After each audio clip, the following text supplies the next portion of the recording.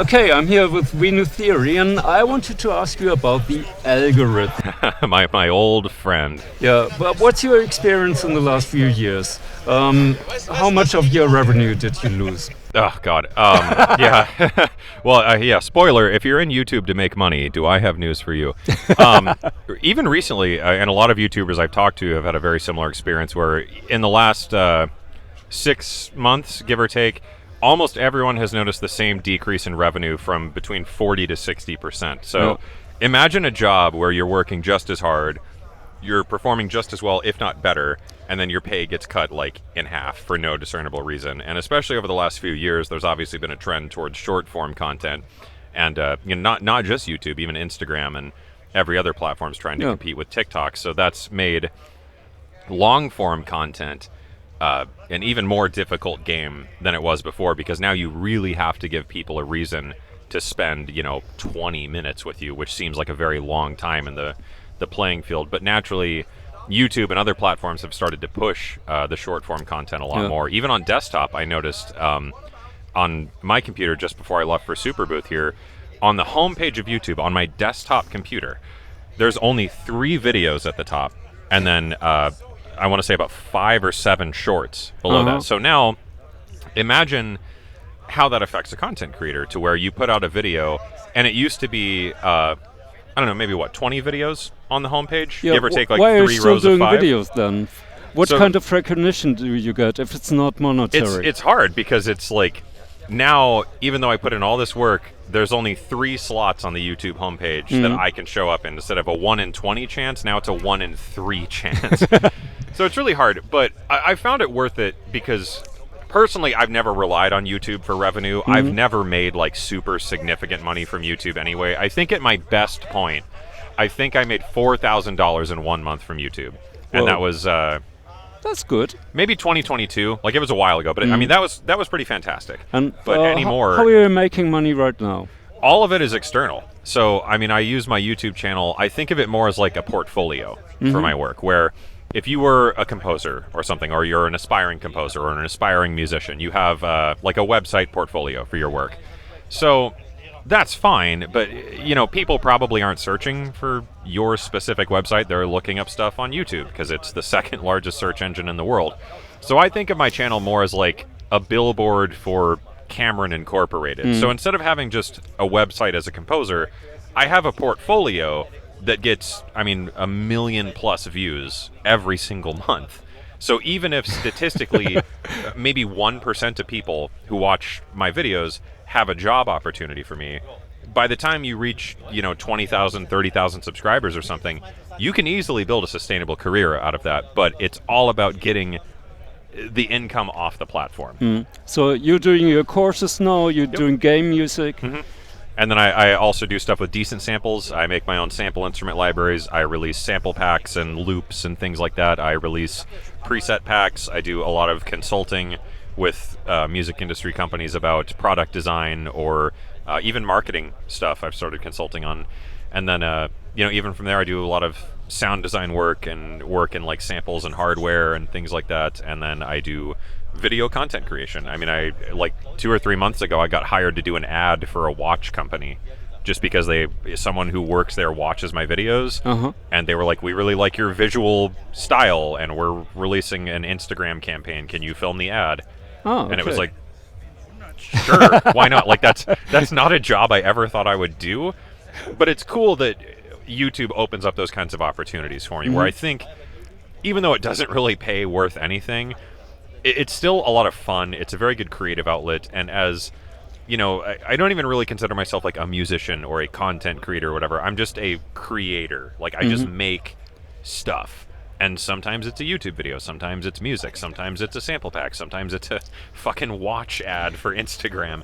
But I think it's really cool because YouTube has enabled me to make a sustainable, independent, creative career. And a lot of the opportunities are very strange and things I would have never thought I would do, but that's so worthwhile to me to pursue, because I think it keeps things interesting. So your conclusion for kids start YouTube because it's good for a portfolio and because you really, really want it. Yeah, I mean, You can't afford a Ferrari yet. no. Yeah, that's a little bit of a ways off. But yeah, I mean, I think it's a matter of playing the game to understand that, like, algorithmically driven platforms can get your content in front of people you would never expect it to be in front of. Like the most recent big gig I did was Avowed from Obsidian Entertainment and Microsoft, which, like, Well, that's a huge deal to get that gig. The only reason I got that job is because the producer of the game used one of my free sample instrument libraries to write some temp music for the game. And he was like, this guy, like, because he's been a fan of my music for years, and he was like, we should just get that guy to do it, and that's solely through YouTube that happened. But I know plenty of people who have, like, less than 5,000 subscribers who make a full-time living off their YouTube channel because they... they release like serum presets or something, let's say. So every month they release a bank of serum presets for $10 or something, okay? And they have an audience of, let's say, 2,000 people, and they get 800 views per video. Okay, that'd be a good example. That doesn't sound like much in the YouTube game, right? Like that's pretty much nothing. But if you have 800 people that ride or die for every single video you put out, and even 40% of them convert into buying your $10 pack every month, if you extrapolate that to, like, a year, you can build a pretty sustainable income as long as you're smart about how you use YouTube or TikTok or Instagram or whatever platform works for you to promote your own work. And I mean, that's exactly what I do in my own videos, even though I have 300 well, some you thousand rant subscribers. about the state of the world a lot. Yeah, so I even in my own videos, on the front of my videos, I'll say, like, I just released a new free decent sampler instrument. Get it in the description. So I started doing that. I built an email list of like 80,000 people in like 4 months, and I'm not doing anything particularly special to do that. That's a barrier to entry that exists with, like, if you have a cell phone and an idea, you can make a YouTube channel. That's literally how I started. Yeah. Okay, well, thanks very much. No, I only have to put your voice 8 times through a compressor. Right, make it exactly. Sound like I sound nothing like this in real life. Well, thanks for having me on. Thank you.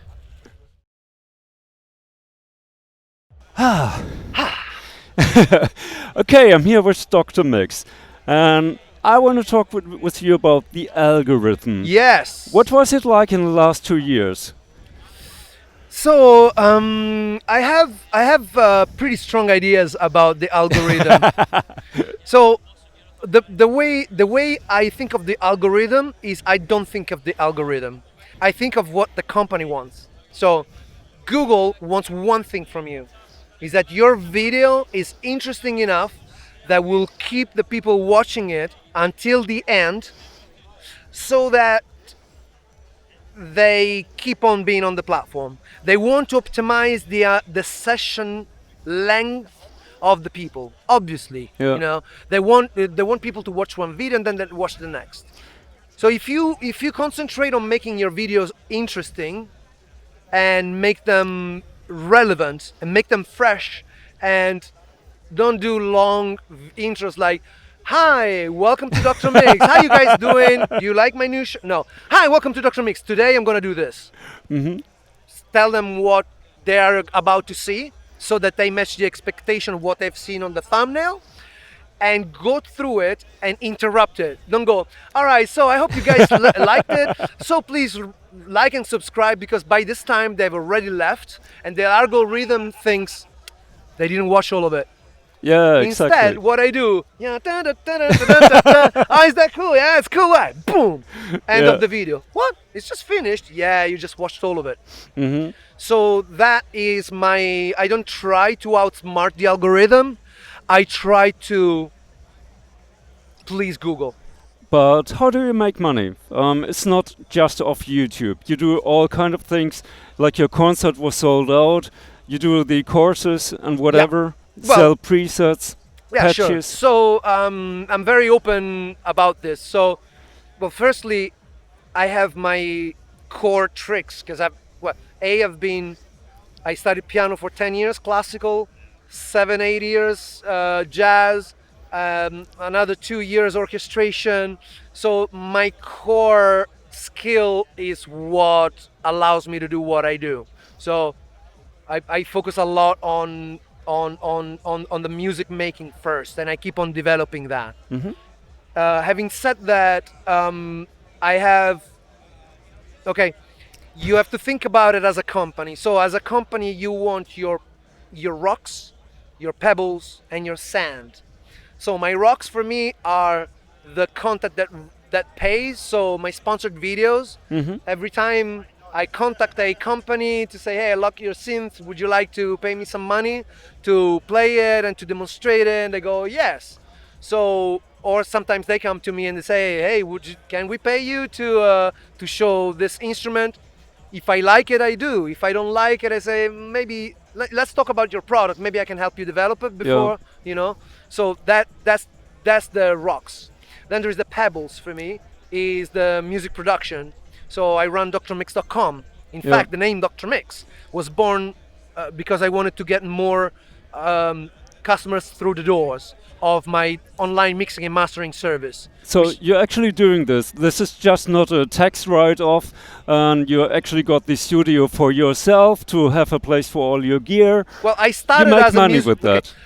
So I work with labels. I work with independent artists. I work with one of my biggest clients is Atlantic Records. Wow. One of my smaller clients is somebody probably who's watching right now, who goes to drmix.com and wants his music mastered properly or mixed properly or want me to play on it. So that is my pebbles. So I got some bigger clients, some smaller clients, and then there is the sand. Those are the multi-tracks, which I have a license to sell, obviously. So I got a license for that. And then there are the courses. Now these are these are inexpensive things, you know, like my course is like 50, 60 pounds, whereas, you know, some other people charge a lot more. I want my sand to be sand. So to have a lot of those sales is small. So when you diversify your offerings, that's when you are stable enough that you can make a living off of it. And I don't do monkey business. What you see is what you get. I don't do tax write-off, like all that stuff. That's bullshit. Don't do it. Oops. And if your son now came to you and said, Dad, I want to become an influencer, what would you recommend him? Don't try to be an influencer. I say get good at what you do. If you're good enough, other people will call you an influencer. Okay, thanks very much. You're very welcome. Okay, Gaz Williams. Hello. Superbooth 25. Yeah. I want to talk about the algorithm. The YouTube algorithm. Yeah. How did you do in the last 2 years? Oh, I see. Right. Well, I mean, I think like during like the COVID era, which is like now 5 years ago, I saw a real kind of boost in, because I think people kind of had not so much things to do. So my boring YouTube people would actually watch it, but no. But I think in the last few years, I'm not sure. I did see a big drop. My live show was pulling a certain audience, but then it sort of dropped by about half, and I don't really know why. I was streaming on the same day. Because YouTube wants to be the new TikTok. Yeah, I will. Hello. And you don't do videos about my big tits and my perfect life. No. But I think. But you also invented communism, right? It's a bit uncanny, actually, from some angles. Yeah, but he frowns.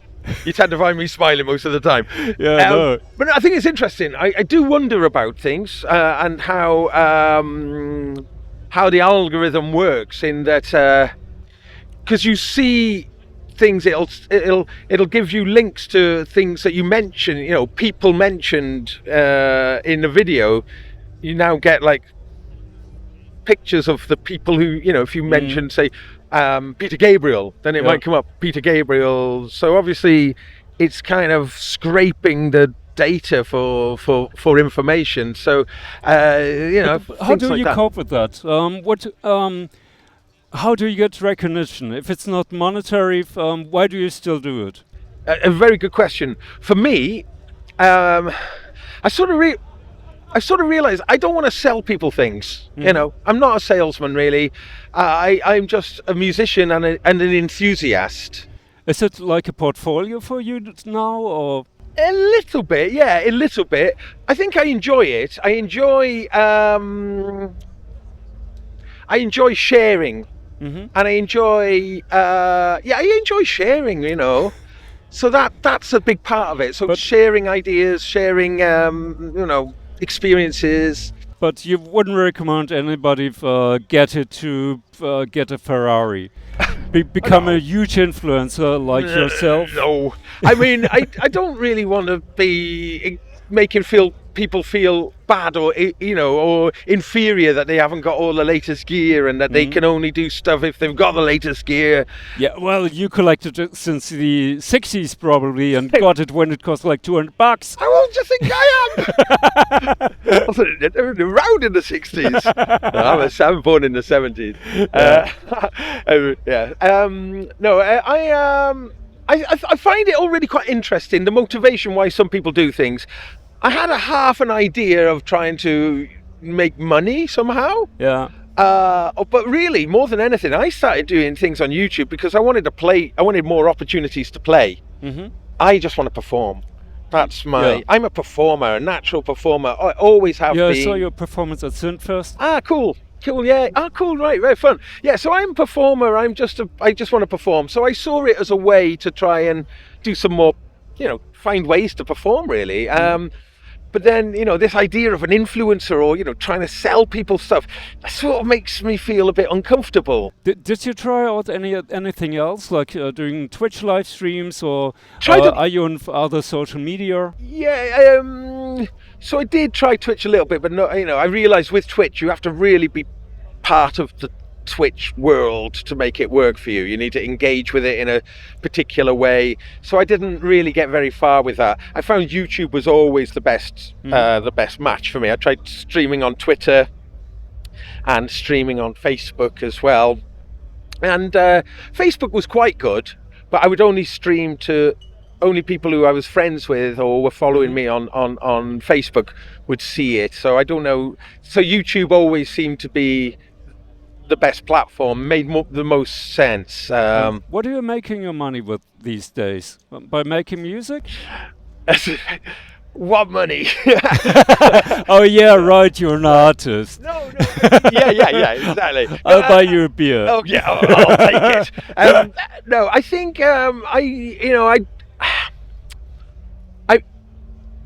I've always been a musician all my life. I've never really worked outside of. I never really worked. No, I haven't. I've avoided it like the plague. Okay. I never wanted to do it. I want to play all day. Yeah. That's all I want to do. So I've tried to shape my life to be about play. I'm just like a kind of hairy, overgrown child. That's what I am, and I'm rubbish at virtually everything, and I'm okay at one or two things. What was the worst job you ever took on? Like, have you been selling burgers or? No, I've never done any job. Only music. Wow. Yeah. Okay. So that's an achievement. And found a way to just get by. Often, I mean, I've had to, find food left over on tables and stuff sometimes, So but I didn't want to compromise that. I wanted to play. I still want to play, and I'm really proud that I've never worked. Not really for anyone. I've done lots of music production, and mastering was one of my main ways of making money. But mastering is more or less over now as a job, because you can get the mastering done automatically now, really to a very good level. There still will be specialist mastering jobs. I still do a few jobs. I did a wonderful album for a band called the Soft-Hearted Scientists last 2 weeks ago, double album. It was a really fantastic album. So still doing little bits of work here and there, but mostly I'm trying not to work on other people's things now. I'm trying to just develop my own musical kind of identity, because I've been a professional bass player really for a lot of my life as well. So between mastering, mixing and producing, I'm playing bass, and I was fortunate enough to play with some fantastic, really wonderful people, some well-known people as well. It's taken me around the world, and I've got to play with really some very high-end musicians I'm ever so grateful for. my musical ability okay. You know, there are people with far greater musical abilities. But hold the microphone. They're not prepared to do that. And I've always been prepared to do that. Do you know the joke about the bassist and the drummer jumping from a bridge? No. How do they hit the ground? Never on time. It's like a big flam. Flam. Yeah, it's great. Actually, but that's an interesting point, though. When you play with drummers, I like this lead, I know. When you play with drummers, it's a really interesting relationship. I played with some really, really great drummers, and sometimes you play with a drummer. It's such a beautiful connection. Sometimes you play and it's just gorgeous. It's instant. You don't have to try. Yeah. It just happens. And sometimes they talk about pockets. You know, some players have a wide pocket, some players have a very tight pocket. And what that kind of means is, if there's a drummer who plays in a certain way with very sort of like highly tuned drums, you have to really focus to play tight. And then some of the drummers have a more open style, gives you more like a wide pocket, more kind of space to feel and to play within. So I like wide pocket players more than tight pocket players. But here we go. Okay, There's a nice but little muso. Back to YouTube. Yeah. Your message would be: kids, don't do it for the money or the No. being an influencer. No, do it for the music yeah, it depends really. I wouldn't really. or whatever you love. I think do what you love. Yeah. And I think that doing, if YouTube can work for you, then, and being an influencer and all that kind of thing, then yeah. But I think doing things for love, over money, it's always about love, and passion is more important. And don't fall into the trap that many people do of working. Okay, thanks very much. Okay. I'll consider that. Thank you. Thanks. So hi, I'm here with True Cuckoo, Yes, the true one. and I wanted to ask you about the algorithm. What has been your experience on YouTube in the last 2 years? Or how do you feel about it? You know, when you create stuff on YouTube or elsewhere in the social media and on the internet, if you think too much of the algorithm, and if you rely too much of the algorithm, I think maybe you should kind of reconfigure a little bit, because what matters is that you're true to yourself, and in the long run, hopefully that could kind of break through and you will find people, hopefully. The algorithm will always change, and whether it's YouTube, Instagram, Facebook, or whatever platform, it will always change, and it will follow the needs of the platform owner. And they, I think, are mostly interested in getting users to experience new things, not to follow up on things they know, because if it gets new more, it's expanding. And expansion is something that the companies understand. Expansion of different kinds, that means wealth and growth. I don't really care about expansion that much. I care about depth. I care about truth, about being true to yourself as a creator, as an artist. So the algorithm, I don't really pay attention to it. I'm aware, but I don't really pay attention to it. How do you use YouTube now? Does it give you opportunities like working with Nara Soul and stuff like that? I mean, it's certainly, I've been doing it for a long time, and it's been growing slowly but steadily. And opportunities, like you say, working with other creators that I look up to, that I think is very interesting, creative minds, and compositionally very, very competent, and and of course collaborations like that it's not just happening out of the blue. It is because I've been true to myself over a long time and been growing my presence. And then people who vibe with what I do, then they can approach me. How do you make money these days? Money stream, I've been a freelancer my whole life, doing various visual and musical work, but ever since I did more and more professional kind of YouTuber creator stuff,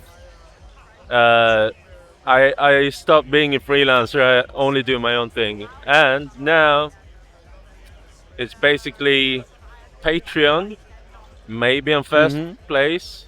I got my web store selling like sample packs and Yeah, I know. I and bought stuff a like that. Not Wave sample yeah, pack. yeah, patches and sample packs, and then YouTube ads comes in a little bit later. Not that much money from that, but basically those are my three main legs. And then there is like occasional gigs, and occasionally I release an album and sell that.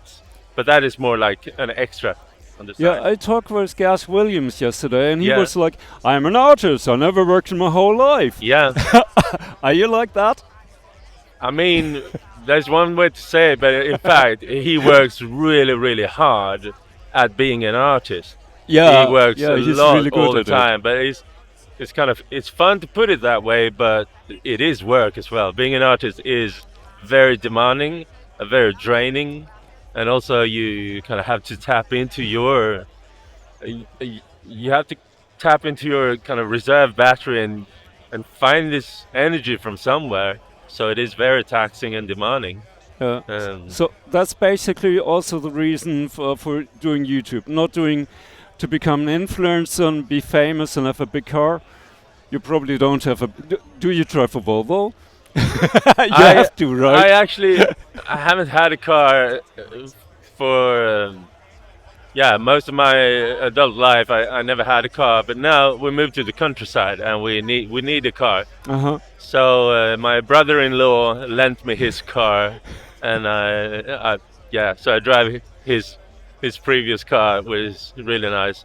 And my partner, she has a Volvo, and actually it's because one of her relatives they're collecting old junkyard Volvos and then fix them. So we could buy it really cheaply from them. Okay, but if you're a car manufacturer and see this video, you're up for cooperation. I would love to collaborate with Kia. Seriously, Kia. Okay. If you see this, I'm all yours. The EV3, I've been checking it out. It's a wonderful car. But they have a concept car. Maybe it won't be a real car, but it's called a Weekender, and that is kind of a car for traveling out in the woods, and you can totally customize the insides of it, and it looks really, really cool. So Kia Weekender, make it real. Okay, maybe they'll get in touch. Thanks very much. Thank you. Yeah, hello, I'm here with Hainbach. Good to have you back. Thanks for having me back. And I want to talk to you about the algorithm. So I heard a lot of people saying they lost like 90% revenue in the last 2 years. There was what? Sorry? They lost like 90% of their revenue. I never cared about revenue on YouTube because it's minuscule for what I do. Yeah. Why do you do YouTube? For the recognition, for the views? Do you have a message? That's a very loaded question, but it's very easy to answer because YouTube was something that I made out of necessity, because I was posting music when I started. Okay. I just posted my music. I wanted to find a way to get my music out there, so I started filming things first on Instagram, and there was a guy here, Leonard. Oh yeah, that's another story. But I basically was posting on Instagram, got views there, and people found my music suddenly. And suddenly I was releasing music on labels, Opal tapes, and many others. It was wonderful. And then I thought, cool, I'm gonna post it on YouTube too, longer form. I posted longer form on YouTube, but first year was just music. But people kept asking me about the strange instruments that I played. So I was writing longer and longer comments, and then on Reddit I got a question: what instrument are you playing there? I was playing the Folktech Omnichord, and then I said, oh, okay, okay, I'm gonna make a video on that. So I made a video on the Folktech Omnichord, and I sat in first time in front of the camera and talked. And from then on, people were like, oh, so appreciative of that knowledge being shared, that I thought, okay, I love sharing knowledge. I studied musicology, so I have a background in a bit of science. that one of the things that's important there is sharing knowledge.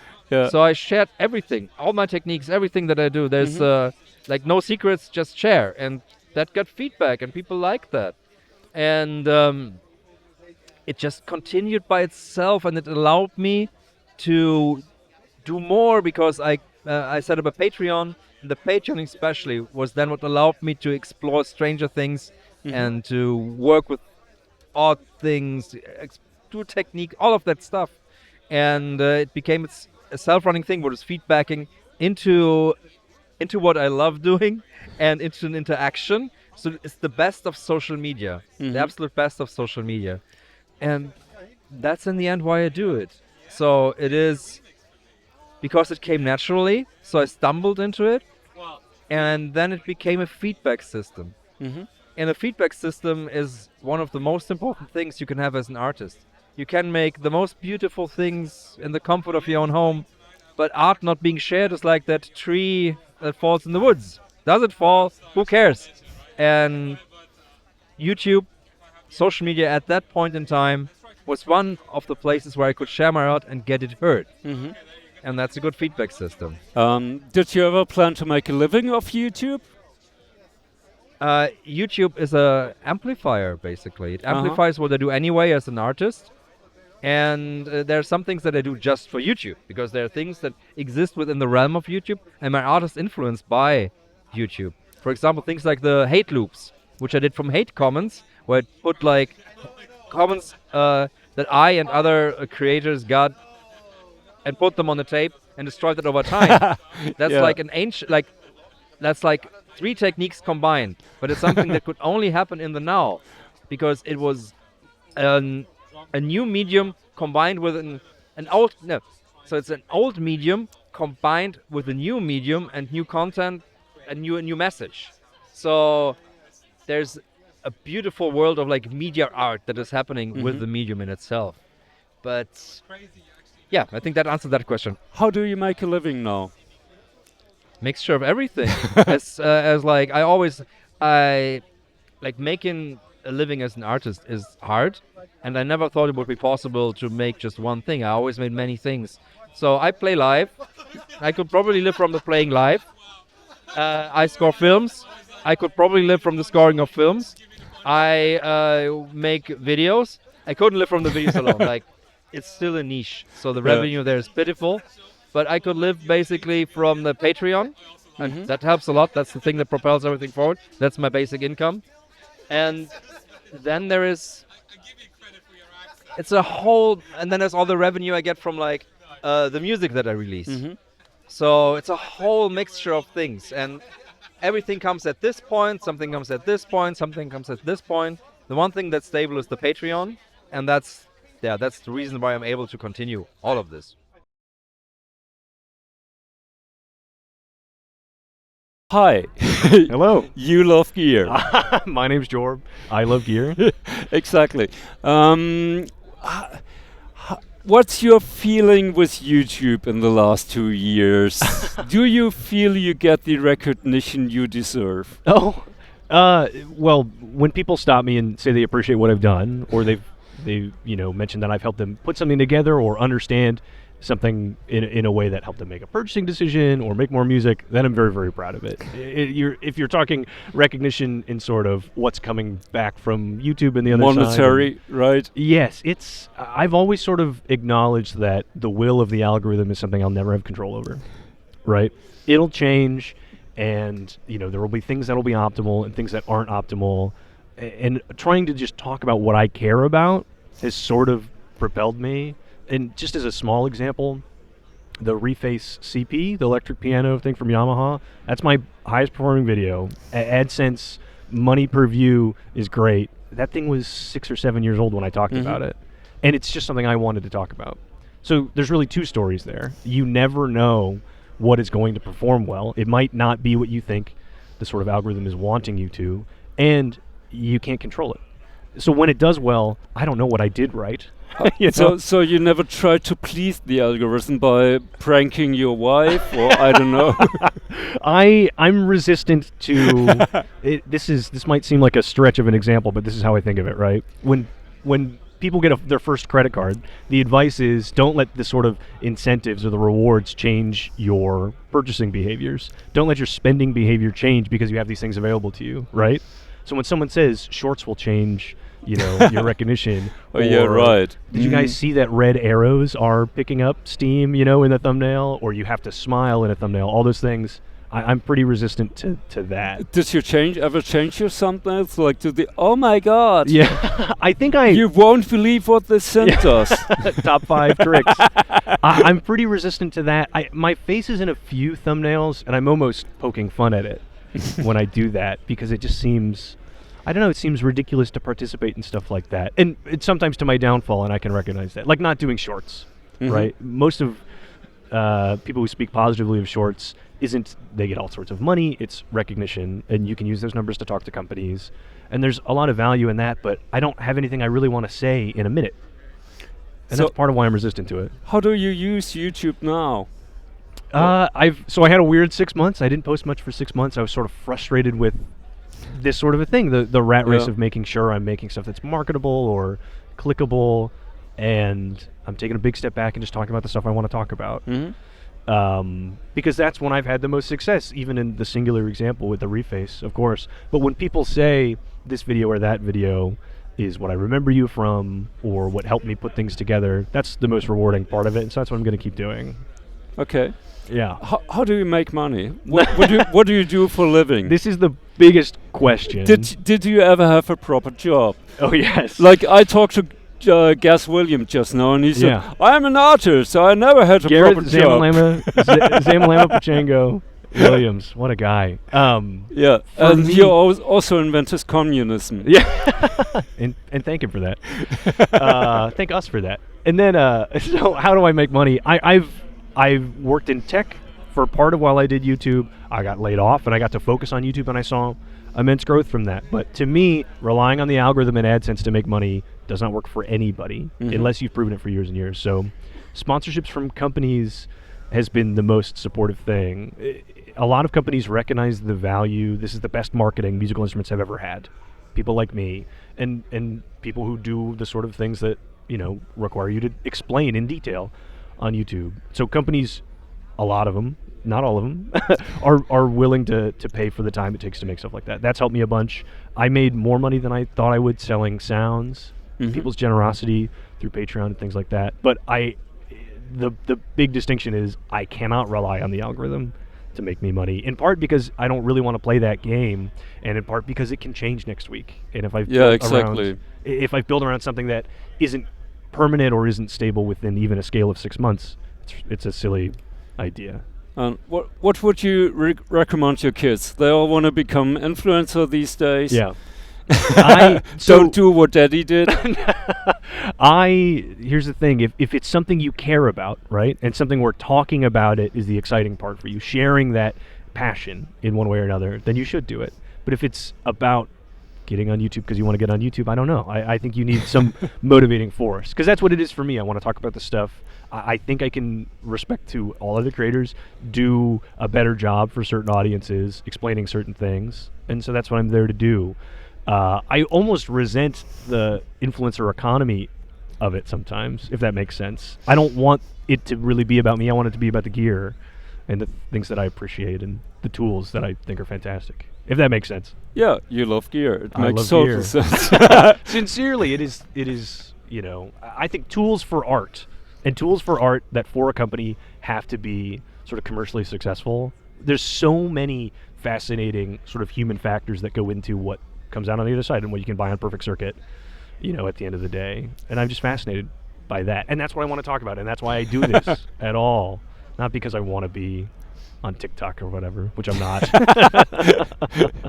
I don't know. There's a market for everything. That's true. It's true. People tell me. They say, Jorb, you got to get on TikTok. That's where everybody's we at. want to see your feed. Those emails are the only ones I reply to. No, I just Okay.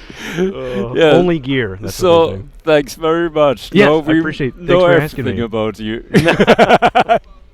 Thank you. Yeah. Yeah, so I'm here with you again, and I was wondering about the state of the algorithm. Are you concerned about that? Like, did you lose any revenue in the last 2 years? Are you reacting to it? Well, we've only been we're just about 2 years now, right? We're about 2 years in. So right now. we don't know too much about like how much we've lost. No, and we try not to, be dependent on YouTube revenue. It's never been very good for us. But is it? I don't know. Is it a kind of feedback for you? If you make more money or get more views, what's more important for you? The comments, people's reaction to the content, I think, is more important for us The engagement. than the revenue. Sometimes we'll make a video and it won't do like big numbers, but it's affecting people, and that's probably the most important for us. Yeah, it feels like you have a message, like teach people about synths and think like a synth. I can. do you both think like a synth? We try, yeah. Where does that get you? We came out with the course because I was asked a lot about how do I do this, what's my method. And before I did YouTube, I had a 45-year career, almost 50 year, almost, of thinking like a synth, because I was performing on records and a lot of TV commercials and then films. I was a film composer for 35 years, conducting orchestras so I have like in the real world experience with synths and orchestra and pop music and just kind of putting it all together. So the channel was just, Dante convinced me to do the channel and he runs the channel. He directs and produces and edits and I run the YouTube and the socials. And the creative, and he guides it. And we're just out to, make ourselves happy, put out videos that we think are going to be useful. Sometimes they get a lot of views, sometimes they don't. Because you're paid by the views, not by the quality of the content. Like for me, I would like to see the algorithm change for the quality of the content, but I don't know who would be the judge of it. You can't really do it. So we just don't worry about it. And, if people want to get the course or maybe some other things we're going to offer, it could help us balance things, but we're in a different place. We didn't come at it from the YouTube angle right away, and it's just giving back. It seems like the more we give, the more we get back. And it's great to be here. I mean, meeting people at Superbooth, it's wonderful. Yeah. People tell us that, they're injured and they do this and it even affects their concentration. They feel better. So what more can you ask for? Yeah, and I think I too learned a lot from your channel. Like, I can't quite think like a synth yet, but yeah, at least I'm trying. You got to take the Giving my course. best. Oh yeah, right. It's a metaphor and it's fun, thinking like a synth. Because what do you want to do? Like when you want to communicate with something, and in relationship, because it's good to think like the other person. Or when you're scoring a film, you want to think like the director sometimes, or like the character in the scene. Think from that point of view, and that's where it kind of comes from. It's being empathetic, and connecting. Okay, so sign up for the course. Do you have a coupon code? We do. Really? Wow. Okay. We do. Here, you can scan this. You got it. Yeah. Okay. And yeah. You get a free Cherry edits Audio and 2600. posts. Here's the other side. Yeah. Yep. So you can see both. Well, there you go. Now I'll have one side Okay. and the Yeah. other side. Great. Okay. So yeah, you get a free Sign up. Cherry Audio plug-in. We have a great deal with Cherry Audio. We love working with them, and you get an ARP 2600. It's so if you can get a physical one, but not everybody can afford a physical one, and that's just the one I use because it's the one I learned on, and it's really the only synth that's designed for learning, right, for teaching. It was designed by Alan R. Perlman for that purpose, so that's why I use it. But I know that this transfers to every synth because it did for me. There's proof of concept here. right? And it has for you too. Sure. I'm in the course with him. We do it together. Oh, really? And yeah. Whoa. Yeah. Yeah, I mean, it's like working that way. It's just, it's connecting, because then I could think like the student, and I did that through his eyes, even though he knows a lot about synths. That's why we have the name, and I think that's what Superbooth is all about, right? Yeah. What's the best part of Superbooth? I think it's connecting with people that have a love for the instrument of our time, and it's finally here. It's the instrument of our time. I've waited my whole life, because guitars took over in the 90s and the 2000s. Yeah. The synths were all like beaten down, and they were like in these like just little screens, and you'd have to dive down in there. And now there's all these beautiful things. Yeah, and I think my angle on the course is like it's not just about making synth sounds in a vacuum either. It's about making music with these instruments, and music that's going to affect people that are listening to it today and people that are going to listen to it in 10, 20 years from now. Okay. Yeah. Yeah. Thank you very much. Thank you very much. I hope that thank you. all of you can, feel this message, because it's important to us, and that's what keeps us going. So thank you all for supporting us and supporting your channel too. Yeah, appreciate thanks. it. Yeah, welcome. I'm here with Oscar from Underdog from Belgium. Yes. And I wanted to ask you about the algorithm. Yes. What has been your experience on YouTube in the last 2 years, and how do you cope with it? Oh, the last 2 years. That's an interesting one, because YouTube changes all the time, right? Yeah. My channel is like 5 years old, and after about a year of starting, or maybe 2 years, I kind of hit the algorithm in a proper way when suddenly like everyone became aware of my channel. So that was the moment when I was really like overwhelmed by the algorithm. Suddenly I had so many subscribers in like a very short period of time. And then now everything is kind of back on like a plateau. So I feel like most people who are interested in the kind of content that I make have found me. And so the growth is much smaller. And so now it's like, how do I make something that is interesting enough for a lot of people, but also interesting for me and keeps me motivated to make it? Yeah, so what's it about? Is it the recognition? Is the recognition in monetization, or in the comments or feedback?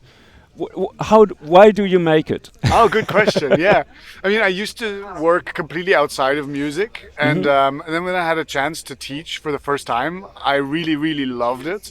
And when I was teaching, then I was teaching a bit in real life, but then with the pandemic, I had to move online, and then I started making YouTube videos. And then I discovered then that if I took this a bit seriously, I could do it full time, and I wouldn't have to split my attention between something that was not music and music. So now I can do music full time, and so that's very rewarding. But you're not just living off YouTube. You're doing your courses and everything else. Yeah. So is YouTube more of a portfolio that gets you connected, like with that dance company? Like let's say YouTube is for me like it's like a bunch of free teasers for the course, because like when you're consuming YouTube, you're consuming content not in a structured way, but if you go to a university and you learn something, you learn in a structured way. And so that's kind of a problem with YouTube, is that you don't necessarily know if the content that you're learning right now, is it the right thing at the right moment? Does it build on each other? And so for me, every video is a little island of knowledge, a little nugget. But if you like that, then I encourage people to go to my website and buy a course where everything is like structured, so one thing builds on the next, and you can really fill in all the holes of what you have. And what would you tell the kids that all want to become an influencer and drive a big car? Don't be like Oscar. Ask yourself the question, what role your ego has in it, because it's not nothing, but it's like you could do it for the wrong reasons, and especially in the beginning, you're not going to get you're not going to get recognition for the first, I don't know, it could be a year, it could be 2 years, could be 5 years. No one's going to watch your stuff, and you've got to have an intrinsic reason to do it, because if you're really desperately seeking validation from the outside world, you might not keep the motivation to keep going. You know. Are you doing other stuff like TikTok, Instagram? I just don't have the time and energy to go on different platforms. It would be much more professional to diversify, just in case that maybe YouTube doesn't last very long or something. Who knows in today's world? It would be smart, but I'm just a person, and I just don't have enough time. Like, life is too short, and I'm trying to stay focused on the things that that give me energy, and those things sound like they would take a lot of energy. Yeah, well, it seems you have a lot of energy, really. enough to keep me going. Yeah. Do you do any more live sets, or just for the Belgian radio last week? We did one for the Belgian radio last week. I did one here yesterday at Superbooth. Okay. I played in the tent, in the 499 tent. So the techno live sets, the improvisation stuff is really a big part of what keeps me very engaged right now. It's very motivating. Yeah. So I try to balance a bit what I do with content that's a bit more general for beginners, and then this specific thing of me doing my performance journey. You know? It's I think there's space enough for both of those worlds to live on the channel. Okay, well, that's different and an interesting standpoint. Thanks very much. Thank you very much. Thanks for your time. Hi. So, what's been your experience with the YouTube algorithm in the last 2 years? This is a complicated question because it's very hard for me to say how much I can even comment on what the algorithm is, because I would make a case that with regard to getting more views or less views, it is ultimately, I believe, a function of the video. Every video lives and dies on its own merits, in my opinion, and so the title, thumbnail, and the very concept, the structure, the initial part of the video, all of which are major contributing factors to whether it succeeds. And ultimately, all the algorithm wants to do is actually show videos that people want to watch to those people. And so if you make videos that are exactly what people want to watch, and that make a promise that's tempting, and that when they click on them, it immediately starts delivering on that promise and holds their attention, then you should be able to... Do you know these guys? Yes, I do know these guys. Okay. And so this is the kind of thing that will probably get you more views, is the point. So, yeah. But yeah, you know what I'm talking about. How do you feel about this? I don't know. Why do you make YouTube videos? Is it about the recognition, the money, the fame? Yeah, it's about the fame. I just want to be really rich and famous. Yeah, I know. I've seen your car. Which is why I drive a Skoda. Basically, I make videos because I love talking about the gear, and because I can help people understand the gear so that they can make music. And if I inspire people to make music, then that's the point.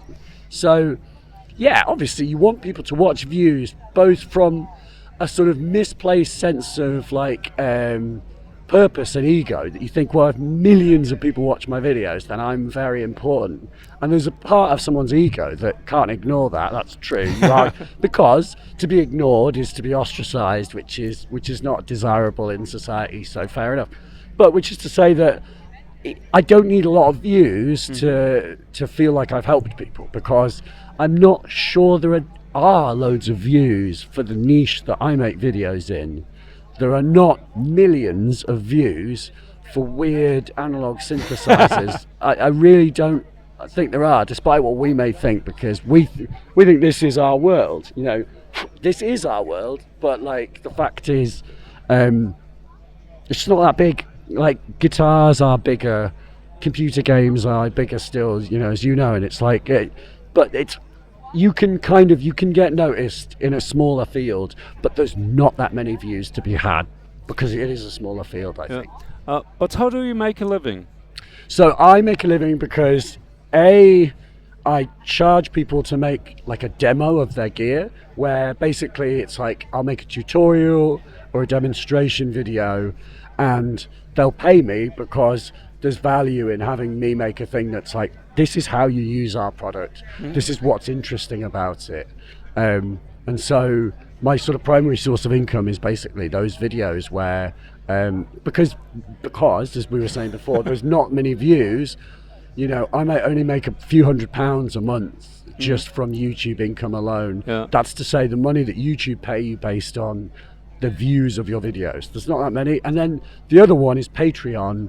because people subscribe kindly to my Patreon to support the podcast that I make, that therefore and other videos that I make. That's like a kind of minimum wage. So for me, Patreon is like a minimum wage, topped up by making occasional demos and tutorials and like videos that promote gear, which aren't reviews, and there's a different type of video. That my videos just explain the thing, But it's it's a living, and people actually like pay for these things, which is great, and it means that I can support my family and continue to focus on this full time, because I didn't do this all the time. I used to do this part time, and I had a day job. I was actually going to ask you, did you ever do a proper job?